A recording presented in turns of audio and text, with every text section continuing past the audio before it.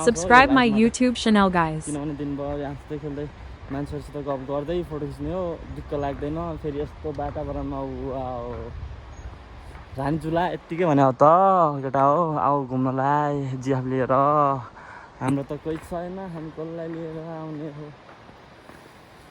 यस्तै हो, तपाईँहरू पनि घुम्न आउनुभयो भने नगरकोट यहाँ चाहिँ एकचोटि आउनु होला। फोटो खिच्नुपर्छ मेरो क्यामेराले, यहीँ छ क्यामेरा। रमाइलो फोटो खिचेर राम्रो फोटो खिचेर तपाईँलाई पठाउने छु म। अझै यहाँको लोकेसन बब्बाल बनाउने कोसिसमा छ यहाँको समिति, अझै बब्बाल बनाउँछ। किनभने पिकनिक खाने ठाउँ, घुम्ने ठाउँ सबै बनाउँछ क्या बिस्तारै। सबै विकास हुँदै गयो भने अनि बब्बाल हुन्छ। ऊ त्यहाँ खाली ठाउँमा चाहिँ तलतिर यो पुलभन्दा तलतिर चाहिँ त्यहाँ ठुलो एक चौर बनाएर त्यहाँ चाहिँ मान्छे बस्ने ठाउँ अनि फोटोसोटो खिच्ने ठाउँ अलि रमाइलो क्या। फुल राखेको चट्ट त्यस्तो ठाउँ देखाउने ठाउँ चाहिँ बनाउन खोजिरहेको छ। बनाउँछ पनि अब 1-2 हप्तामै, हप्ता भन्दा पनि महिनै लाग्ला सायद। किनभने नेपाल सरकारको काम हो, ल्याङ गरिहाल्छ नि। एउटा टोयलेट बनाउने कति टाइम लाग्छ, बनाउँछ बिस्तारै। लु